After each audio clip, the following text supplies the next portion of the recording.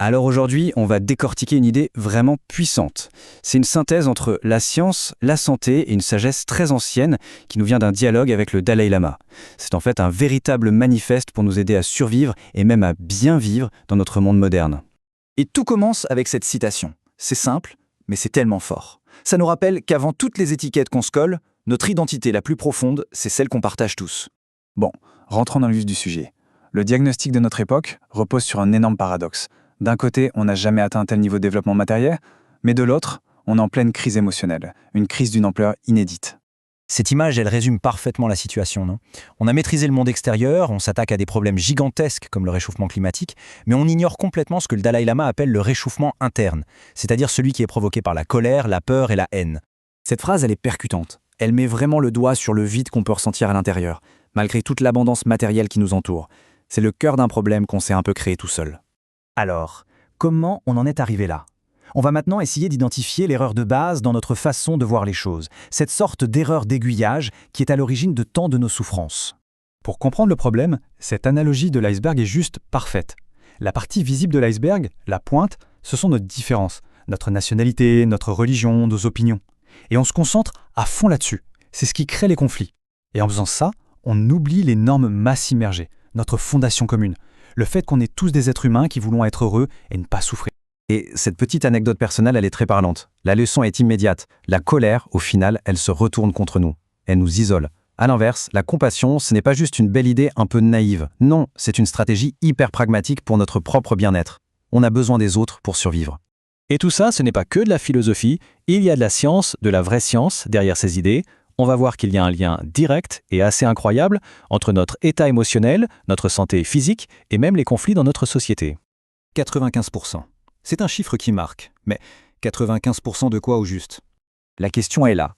Quel est le point commun entre 95% des maladies chroniques? On pourrait penser que c'est la génétique, mais en fait non. La génétique pure, ça n'explique que 5% des cas. Alors, c'est quoi le vrai coupable? Eh bien la réponse, c'est l'inflammation. Les scientifiques ont découvert que les émotions négatives en permanence, comme la colère ou la peur, agissent comme un carburant pour l'inflammation dans notre corps. Ça épuise notre système immunitaire à petit feu.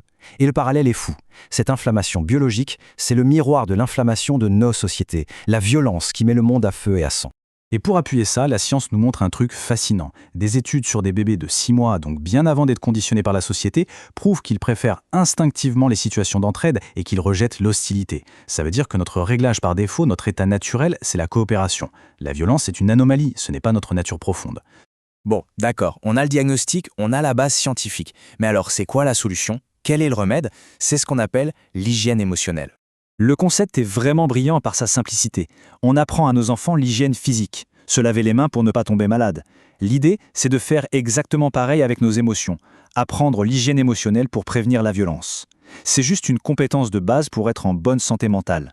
Et le point qui est vraiment crucial, c'est que ça n'a rien à voir avec la religion. C'est un outil pratique, laïque, basé sur la science et accessible à tous. C'est une compétence vitale qui devrait être enseignée dès la maternelle, au même titre que l'alphabet. Apprendre à gérer sa colère, ce n'est pas une question de croyance, c'est une question de santé publique, tout simplement. D'accord, c'est une pratique individuelle. Mais comment on passe de l'individu au collectif? Comment on transforme cette hygiène émotionnelle en une sorte de code de survie pour notre siècle?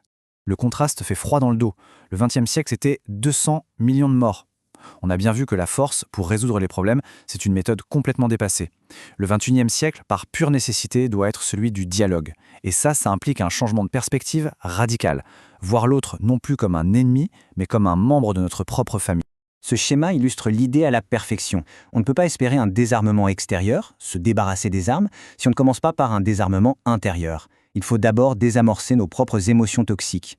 La paix dans le monde et la paix en soi, ce sont les deux faces de la même médaille. Du coup, voici une feuille de route, un code en 4 points très clairs. D'abord, l'unité. Prendre conscience qu'on forme un seul et même corps de 7 milliards d'humains. Ensuite, l'hygiène. Pratiquer cette fameuse hygiène émotionnelle. Puis, le dialogue. Systématiquement remplacer la force par la discussion. Et enfin, la synthèse. Allier la rigueur de la science et la sagesse du cœur. Le temps presse, le sablier se vide. Le message, c'est qu'on ne peut plus attendre que la solution vienne des gouvernements. Ce changement doit partir d'un mouvement citoyen, d'un mouvement éducatif. C'est maintenant notre responsabilité à tous de construire ce siècle de dialogue. Et pour finir, je vous laisse avec cette question. On est toujours à la recherche de la prochaine innovation technologique qui va nous sauver. Mais si la solution la plus révolutionnaire à nos problèmes n'était pas une nouvelle technologie, mais plutôt la redécouverte d'une science de l'esprit vieille comme le monde, une compétence intérieure qu'on a juste besoin de réapprendre, la question reste ouverte.